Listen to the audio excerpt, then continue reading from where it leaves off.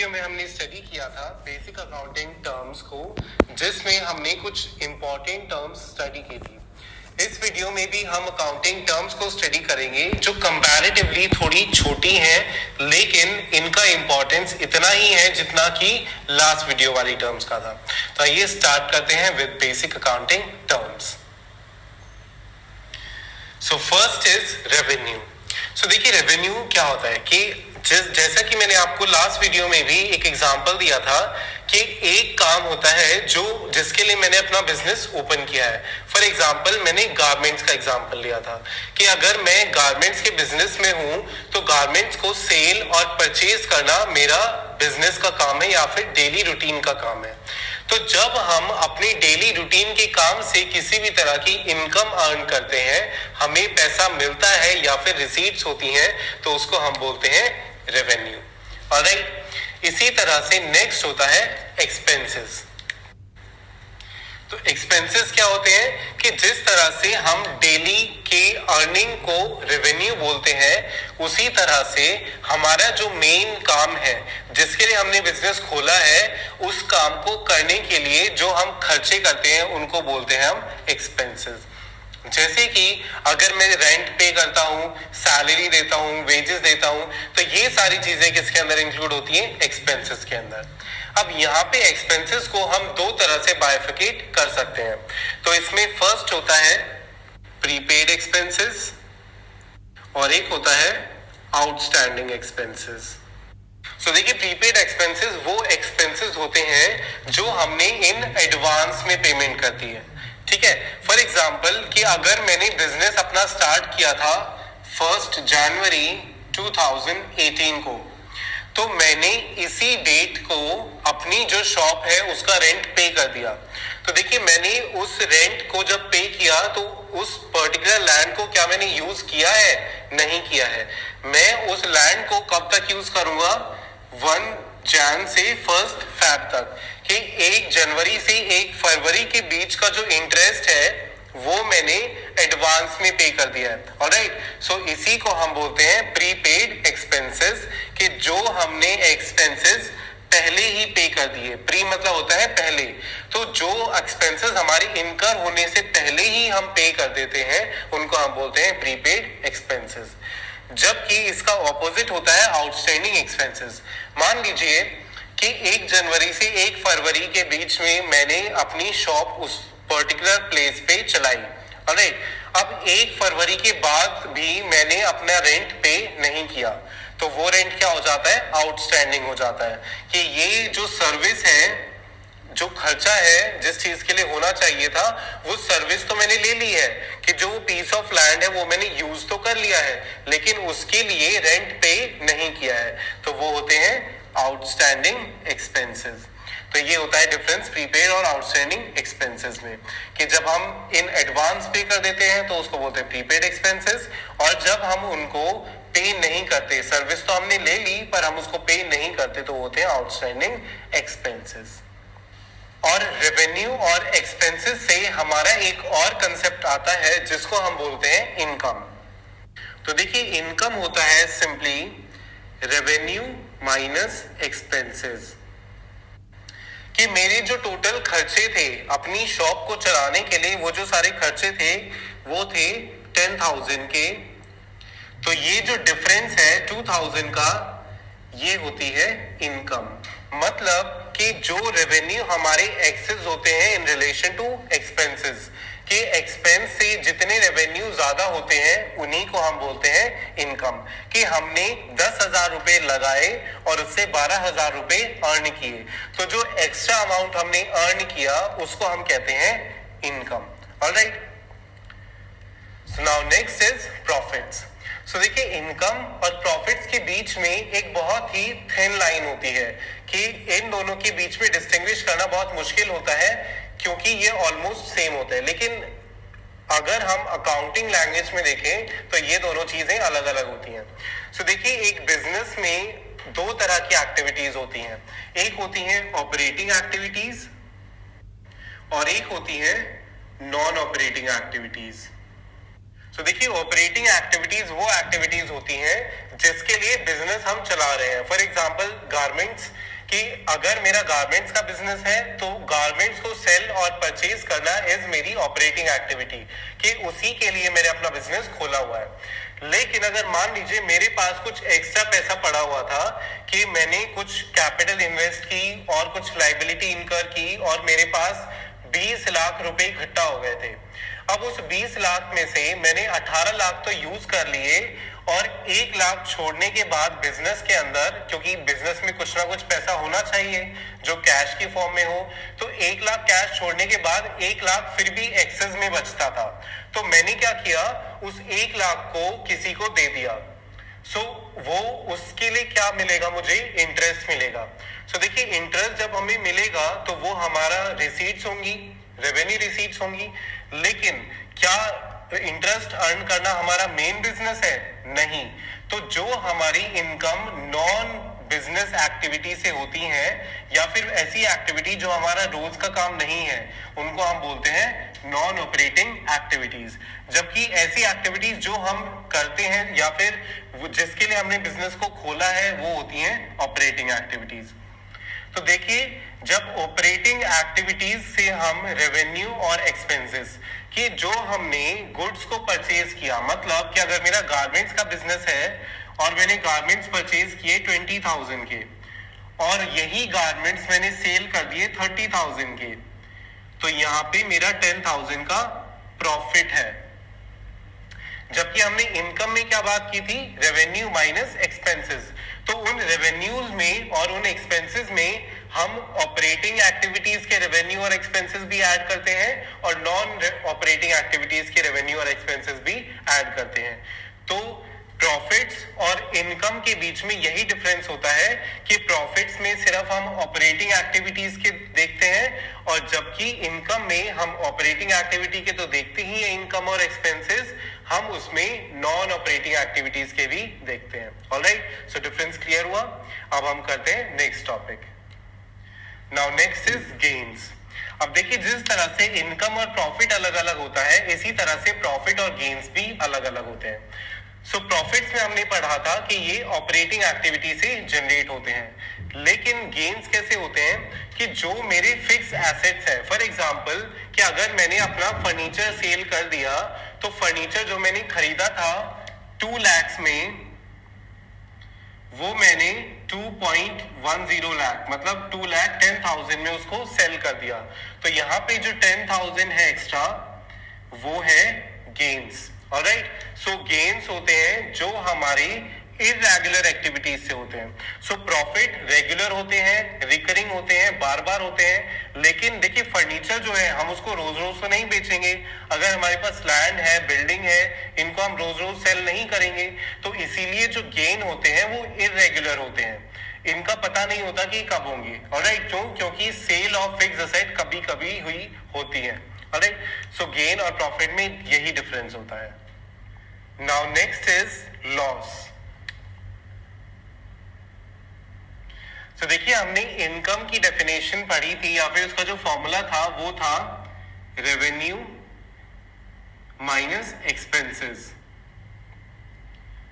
तो जब रेवेन्यू ज्यादा होते हैं जैसे 12,000 और एक्सपेंसेस कम होते हैं फॉर से 10,000, तो 2,000 की होती है इनकम। लेकिन जब एक्सपेंसेस ज्यादा हो जाते हैं कि एक्सपेंसेस 20,000 हो गए और इनकम है 12,000, तो ये फिगर नेगेटिव हो जाती है और इस नेगेटिव फिगर को ही हम बोलते हैं लॉस। कि जब हमारे खर्चे ज्यादा हो जाते हैं एज कंपेयर टू रेवेन्यू, कि रेवेन्यू के कंपैरिजन में जब हमारे खर्चे ज्यादा होते हैं तो हम उसको क्या बोलते हैं, loss. Now next is purchases. So देखिए परचेजेस क्या होते हैं कि जब हम अपनी स्टॉक को परचेज करते हैं। स्टॉक को परचेज मतलब स्टॉक क्या होता है, स्टॉक वो चीज होती है जिसमें हम डील करते हैं। कि अगर मेरा गारमेंट्स का बिजनेस है तो जो कपड़े हैं, टी शर्ट, शर्ट्स, जीन्स, वो होता है मेरा स्टॉक। और जब मैं इस स्टॉक को खरीदता हूं तो उसको बोलते हैं परचेजेस। और कई बार क्या होता है कि ये गुड्स को खरीदने के बाद हमें पसंद नहीं आते हैं वो किसी भी रीजन से, कि या तो वो डिफेक्टिव है या फिर जो आना चाहिए था वो नहीं है, तो हम क्या कर देते हैं, इनको रिटर्न कर देते हैं। तो उसको हम बोलते हैं परचेज रिटर्न। सो ध्यान रखिएगा कि परचेज और परचेज रिटर्न के अंदर हम सिर्फ उन्हीं चीजों को इंक्लूड करते हैं जो हमारा डेली बिजनेस है। ऑलराइट, कि अगर मेरा गारमेंट्स का बिजनेस है और मैं फर्नीचर खरीदता हूं तो वो परचेज नहीं होगा। ऑलराइट, अगर मेरा गारमेंट्स का बिजनेस है और तब मैं गारमेंट्स खरीदता हूं तो वो परचेज होगा, और अगर फर्नीचर का बिजनेस है और तब मैं फर्नीचर खरीदता हूं तो उसको हम परचेज बोलेंगे। ऑलराइट, इसी तरह से नेक्स्ट होता है सेल्स। तो जो हमारा डेली बिजनेस है उसमें जो हमारा स्टॉक है उसको जब हम बेचते हैं तो उसको हम बोलते हैं सेल्स। और जिस तरह से हम परचेज रिटर्न करते हैं ऐसे ही कई बार क्या होता है कि कस्टमर्स को हमारा सामान पसंद नहीं आता है या फिर वो डिफेक्टिव होता है तो वो क्या करते हैं, उसको वापस कर देते हैं, जिसको हम बोलते हैं सेल्स रिटर्न्स। अगेन कि अगर ये हमारे गुड्स हैं, स्टॉक्स हैं, तभी हम उसको जब बेचेंगे तो सेल्स बोलेंगे। अगर हमारा गारमेंट्स का बिजनेस है और हम फर्नीचर सेल कर रहे हैं तो हम उसको सेल्स नहीं मानेंगे। गारमेंट्स के बिजनेस में सिर्फ गारमेंट को बेचना ही सेल्स होंगी, और जब वो सेल्स वापस आ जाएंगे तो उनको हम बोलते हैं सेल्स रिटर्न्स। सो अब हम देखते हैं कि स्टॉक्स और गुड्स क्या होते हैं। तो देखिए, गुड्स वो चीजें होती हैं जिनमें हम डेली बिजनेस में डील करते हैं। फॉर एग्जाम्पल, अगर मेरा गारमेंट्स का बिजनेस है तो मेरे कौन से गुड्स होंगे, गारमेंट्स। अगर फर्नीचर का बिजनेस है मेरा तो मेरे गुड्स क्या होंगे, फर्नीचर। अगर मैं लैंड एंड बिल्डिंग को सेल करता हूं तो मेरे गुड्स क्या होंगे, लैंड एंड बिल्डिंग। मतलब कि जिस चीज में हम ऑर्डिनरीली डील करते हैं उन चीजों को हम बोलते हैं गुड्स और स्टॉक। अब देखिए, गुड्स और स्टॉक में क्या डिफरेंस होता है। गुड्स का मतलब होता है फिनिश गुड्स, या फिर जब हम खरीद कर बेचते हैं तो हम उसको गुड्स बोलते हैं कि मैं बना नहीं रहा हूं, मैंने किसी और से सस्ते में खरीदा और थोड़े महंगे में बेच दिया, तो वो होते हैं गुड्स। जबकि स्टॉक या फिर इसको हम इन्वेंट्री भी बोल देते हैं, तो ये होती हैं वो चीजें जिनको हम ये खुद बनाते हैं। ऑलराइट, सो गुड्स और स्टॉक के बीच में मेजर डिफरेंस होता है वो यही होता है कि गुड्स को हम खुद नहीं बनाते, हम किसी और से खरीद के बेचते हैं, जबकि स्टॉक को हम खुद बनाते हैं। ऑलराइट, अब ये दो तरह का हो सकता है, एक होता है ओपनिंग स्टॉक और एक होता है closing stock. So opening stock वो स्टॉक होता है जो हमारे पास साल के शुरुआत में होता है, कि अगर हम 1 अप्रैल से अपनी बुक्स को बनाना शुरू करते हैं, सो 1 अप्रैल को जितना हमारे पास स्टॉक होगा वो होगा हमारा ओपनिंग स्टॉक। और क्लोजिंग स्टॉक होता है जो साल के अंत में होता है। तो अगर साल एंड हो रहा है हमारा 31 मार्च को, तो उस टाइम पे जो हमारे पास स्टॉक होगा वो होगा क्लोजिंग स्टॉक। अब देखिए, 1 अप्रैल और 31 मार्च मैंने क्यों लिखा है, ये दो तरीके से हम लिख सकते हैं। एक होता है कैलेंडर ईयर जो नॉर्मली जनवरी टू दिसंबर होता है, और एक होता है अकाउंटिंग ईयर जो सेम 12 महीने का होता है, लेकिन ये शुरुआत होती है इसकी 1 अप्रैल से और ये खत्म होता है 31 मार्च को। ऑलराइट, अब देखिए, स्टॉक को ओपनिंग और क्लोजिंग के अलावा 3 और तरह से हम बोल सकते हैं। एक होता है स्टॉक ऑफ रॉ मटेरियल, कि जो हमारे पास रॉ मटेरियल पड़े हैं, कि अगर हमें शर्ट्स बनानी है तो उसके लिए कॉटन है या फिर धागा है जिसको हम सील के शर्ट बनाएंगे, तो वो होता है stock of raw material. Then second होता है वर्क इन प्रोग्रेस, जिसको हम WIP बोलते हैं। वर्क इन प्रोग्रेस मतलब कि वो ना तो रॉ मटेरियल है ना वो पूरी तरह से बना हुआ है, वो कहीं बीच में है, कि हमने टी शर्ट्स या फिर शर्ट्स बनानी शुरू तो करी थी लेकिन उसका काम बीच में ही रुक गया किसी वजह से, तो वो जो चीजें होंगी वो होंगी work in progress. And then third होता है फिनिश्ड गुड्स। ऑलराइट, तो फिनिश गुड्स होते हैं वो चीजें जो हमारे पास फिनिश गुड्स के रूप में अवेलेबल है, मतलब कि अब हम जिनको सेल कर सकते हैं, तो वो होती हैं finish goods. Now next is trade receivables. So देखिए, ट्रेड रिसीवेबल्स क्या होते हैं, ये वो चीजें होती हैं या फिर ये वो एसेट होते हैं हमारे जो हमने अपने गुड्स को, जो हमारे गुड्स थे जिनमें हम ऑर्डिनरीली डील करते हैं, उनको उधार में बेचने से बनाए थे। फॉर एग्जाम्पल कि तो इसके दो टाइप्स होते हैं, एक होता है डेटर और एक होता है बिल्स रिसीवेबल्स। सो देखिए, डेटर्स और बिल रिसीवेबल्स ऑलमोस्ट सेम चीजें होती हैं, लेकिन इनके बीच में थोड़ा सा ही डिफरेंस है। तो देखते हैं क्या होता है। डेटर्स वो पर्सन होते हैं जिनको हमने उधार पे चीजें बेची होती हैं। तो देखिए, ये हमारा असेट क्यों होता है? क्योंकि अगर हमने किसी को उधार में चीजें बेची, फॉर एग्जाम्पल मैंने मिस्टर ए को 10,000 के गारमेंट्स उधार पे बेचे, तो ये जो 10,000 रुपीज है, इसके लिए मुझे कभी ना कभी पैसा मिलेगा, ऑलराइट, इन फ्यूचर कभी मिलेगा। तो इसीलिए ये क्या होते हैं? डेटर्स होते हैं, और इनको हम करंट असेट भी मानते हैं। अब देखिए, बिल रिसीवेबल्स क्या होता है। तो सेम एग्जांपल में अगर मिस्टर ए के ऊपर मुझे भरोसा नहीं है, तो मैं क्या करूंगा? एक बिल बना दूंगा, और उस बिल पे मैं ये लिखूंगा कि मिस्टर ए को मुझे 3 महीने बाद या फिर 2 महीने बाद 10,000 रुपीज की पेमेंट करनी है। तो इससे क्या होगा कि आपको एक श्योरिटी मिल जाती है कि वो कल को ये नहीं कह सकते कि मैंने तो आपसे चीजें खरीदी ही नहीं, तो मैं पैसे किस बात के दूं। तो ये एक एविडेंस बन जाता है। सो ये होता है बिल रिसीवेबल्स। और जब हम इन दोनों चीजों को ऐड कर देते हैं, तो इनको ऐड करके बनते हैं ट्रेड रिसीवेबल्स। सो देखिए, जिस तरह से ट्रेड रिसीवेबल्स होते हैं, इसी तरह से एक और कंसेप्ट होता है इसका अपोजिट, जिसको हम बोलते हैं ट्रेड पेबल्स। तो देखिए, रिसीवेबल्स में वो अमाउंट हम लिखते हैं जो हमें रिसीव करना है, लेकिन ट्रेड पेबल्स में वो अमाउंट हम लिखते हैं जो हमें पे करना है। तो यहाँ पे इसके दो कंपोनेंट्स, अगेन दो कंपोनेंट होते हैं, एक होता है क्रेडिटर्स और एक होता है बिल्स पेबल। सो क्रेडिटर वो लोग होते हैं जिनसे हमने उधार पे चीजें खरीदी हैं। तो अगर हमने उधार पे चीजें खरीदी हैं, तो इन फ्यूचर हमें उसको पेमेंट करनी पड़ेगी। तो इसीलिए ये हमारी क्या हो जाती है? करंट लायबिलिटी हो जाती है। और बिल्स पेबल, जैसे हमने बिल्स रिसीवेबल को स्टडी किया था कि जब हम बिल बना देते हैं किसी के ऊपर, तो हम उसे बिल रिसीवेबल बोलते हैं। और जब कोई हमारे ऊपर बिल बना देता है कि हम उसको पेमेंट करेंगे 2 या 3 महीने बाद, तो हमारे ऊपर एक लायबिलिटी आ जाती है कि हमें उसको पेमेंट करनी है 2 या 3 महीने बाद, तो उसको हम बोलते हैं बिल्स पेबल। और जब हम इन दोनों चीजों को ऐड कर देते हैं, तो ये क्या बन जाता है? Trade payables. Now next is cost. तो कॉस्ट क्या होती है कि जब हम अपने रॉ मटेरियल्स को फिनिश गुड्स में कन्वर्ट करते हैं, तो काफी सारे खर्चे होते हैं। तो इन खर्चों को ही हम क्या बोलते हैं? कॉस्ट।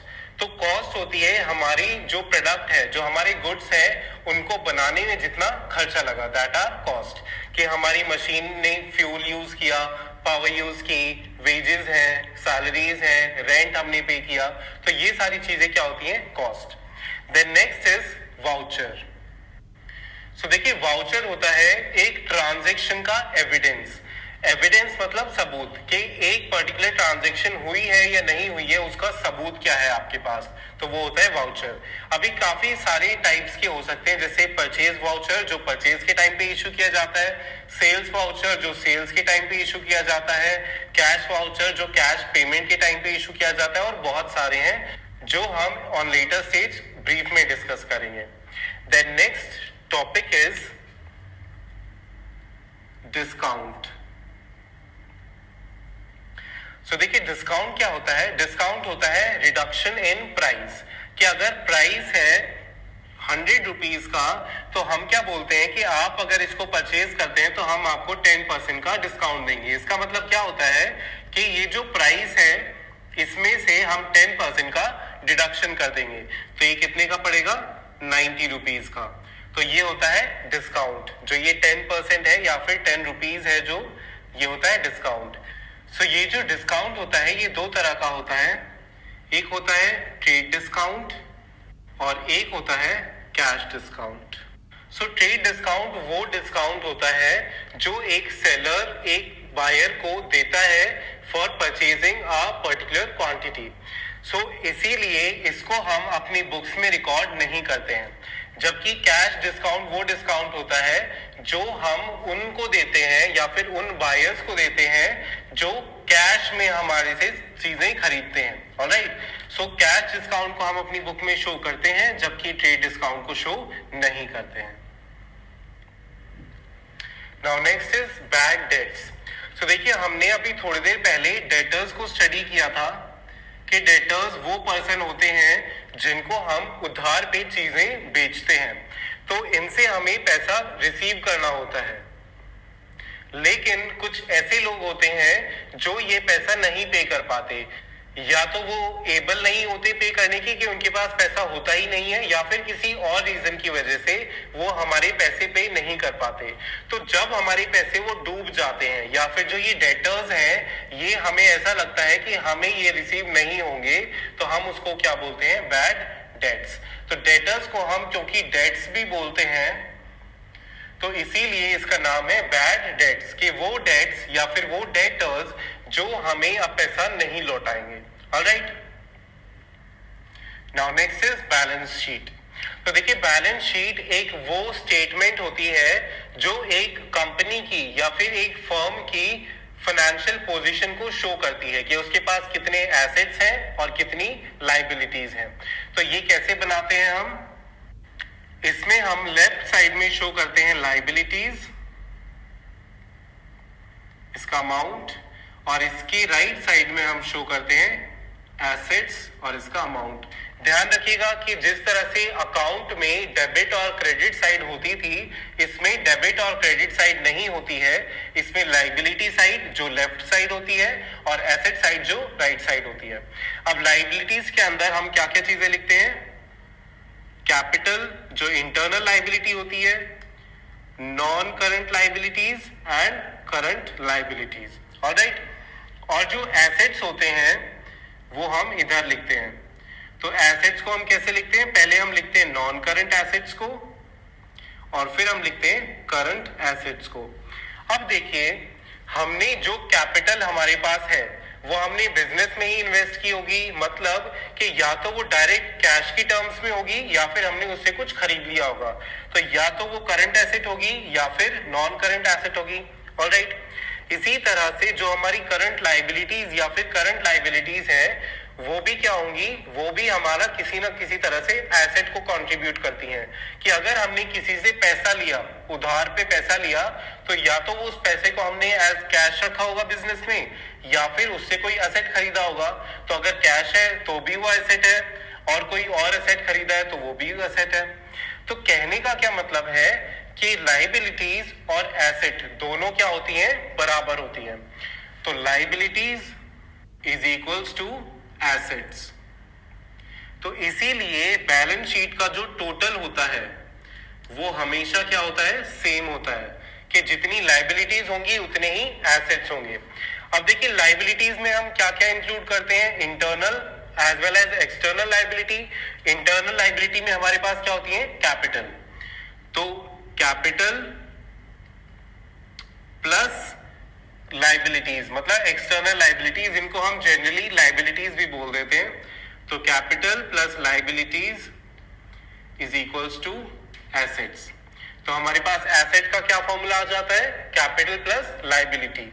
अगर हम कैपिटल का फॉर्मूला निकालें तो जो लाइबिलिटी इधर प्लस में है उधर जाके क्या हो जाएगी? माइनस। तो ये हो जाएगा एसेट्स माइनस लाइबिलिटीज। और अगर हम इसी तरह से लाइबिलिटीज का फॉर्मूला निकालें तो वो क्या हो जाएगा? एसेट्स, और जो कैपिटल इधर प्लस में है उधर जाके क्या हो जाएगी? माइनस। तो हम इस तरह से इन तीनों चीजों को कैलकुलेट कर सकते हैं। तो asset equals to liability plus capital, capital equals to asset minus liability, और liability is equals to asset minus capital. तो ये है तीनों फॉर्मूले for calculation of assets, liability and capital. Now next is book value. So देखिए, book value वो amount होता है जिसमें हम एक पर्टिकुलर एसेट को या पर्टिकुलर लाइबिलिटी को अपनी बुक्स में रिकॉर्ड करते हैं। फॉर एग्जाम्पल कि एक एसेट है या एक मशीनरी है जो हमने 10 लाख की खरीदी थी, लेकिन आज उसकी मार्केट में वैल्यू बहुत ज्यादा बढ़ चुकी है और वो बहुत ज्यादा डिमांड में है, तो इसीलिए उसकी जो वैल्यू है वो 20 लाख हो गई। लेकिन जो हमारी बुक में वैल्यू है, मतलब जो हमने अपने अकाउंट्स में लिखी हुई है, वो 10 लाख ही रहेगी। तो जो ये 10 लाख है वो होती है बुक वैल्यू, और जो एक्चुअल में उसकी वैल्यू होती है जो मार्केट प्राइस के अकॉर्डिंग है, उसको हम बोलते हैं market value. Now next is cost of goods sold. So देखिए, कॉस्ट ऑफ गुड्स सोल्ड का जो फॉर्मूला होता है वो होता है सेल्स माइनस प्रॉफिट। कि जितनी की हमने सेल्स करी, कि अगर हमने 15,000 की सेल्स की और उसमें से हमारा जो प्रॉफिट था वो 3,000 का था, तो हमारी कॉस्ट ऑफ गुड्स सोल्ड क्या हो गई? 12,000। इसका क्या मतलब है कि हमने अपने गुड्स को बेचने के लिए 12,000 की कॉस्ट इनकर की, और इस 12,000 में जो हमने गुड्स खरीदे होंगे या फिर गुड्स बनाए होंगे, रेंट, सैलरी, ये सारी चीजें हम इसमें इंक्लूड करते हैं। सो ये है goods, cost of goods sold. Now next is depreciation. So depreciation क्या होता है? डेप्रिसिएशन एक एसेट की वैल्यू में लॉस होता है ड्यू टू उसका यूसेज, वियर एंड टियर, या फिर पैसेज ऑफ टाइम। कि अगर हमने कोई मशीनरी खरीदी तो उसको यूज करने से वो थोड़ी घिस जाती है, उसका टाइम पास होने से, कि जो टाइम है उसके पास होने से उसकी वैल्यू में थोड़ी कमी आती है, वो ओल्ड फैशन हो जाती है, आउट ऑफ टेक्नोलॉजी हो जाती है, तो उसकी वैल्यू में क्या होता है? धीरे धीरे कमी आने लगती है। तो ये जो कमी होती है, ये जो वैल्यू में फॉल होता है, इसी को हम बोलते हैं depreciation. Now next is debit and credit. So देखिए, जब हमने अकाउंट पढ़ा था तो अकाउंट में हमने दो साइड पढ़ी थी अकाउंट की, कि ये अकाउंट की डेबिट साइड होती है और ये क्रेडिट साइड होती है। तो डेबिट क्या होता है? The left side of an account is known as debit side, और जो उसकी राइट साइड होती है वो होती है क्रेडिट साइड। डेबिट और क्रेडिट के और भी काफी सारे मतलब होते हैं जो हम ऑन लेटर स्टेजेस स्टडी करेंगे कि वो क्या क्या होते हैं। Now next is entity. देखिए, एंटिटी एक वो इकोनॉमिक यूनिट होती है या फिर वो एक यूनिट होती है जो इकोनॉमिक एक्टिविटीज को करती है। फॉर एग्जांपल रिलायंस है, टाटा है, मारुति सुजुकी है, ये सब क्या है? ये एक एंटिटी है। क्यों? क्योंकि ये प्रॉफिट अर्न करने के मोटिव से खुद को ऑपरेट करती हैं। सो ये होती हैं एंटिटीज। देन नेक्स्ट होता है प्रोप्राइटर। सो प्रोप्राइटर होता है इस एंटिटी का ओनर। कि अगर हम बात करें कि जो बिजनेस खोला है उसका ओनर कौन है, तो उसको हम बोलते हैं प्रोप्राइटर। ऑलराइट, तो ओनर भी बोल सकते हैं उसको, प्रोप्राइटर भी बोलते हैं। Alright, now next are solvent and insolvent. तो देखिए, सॉल्वेंट एक वो पर्सन होता है जो अपनी लाइबिलिटीज को, कि जो भी उसने उधार लिया हुआ है वो उनको पे करने के काबिल होता है, कि उसके पास इतने पैसे होते हैं कि वो उनको पे कर सके, तो उसको हम बोलते हैं सॉल्वेंट। जबकि अगर कोई एक पर्सन अपनी लाइबिलिटीज को पे नहीं कर पाता, कि उसके पास कुछ भी नहीं है, उसके सारे एसेट्स खत्म हो चुके हैं, उसकी लाइबिलिटी इतनी ज्यादा बढ़ गई है कि अब वो अपनी लाइबिलिटीज को खुद से पे नहीं कर सकता, उसके पास इतने रिसोर्सेज हैं ही नहीं, तो उसको हम बोलते हैं इनसॉल्वेंट। ऑलराइट, सो इस वीडियो के लिए इतना ही। अब जो हमारी नेक्स्ट वीडियो होगी उसमें हम कुछ बेसिक अकाउंटिंग प्रिंसिपल पढ़ेंगे। You can keep practicing and keep learning. Thank you.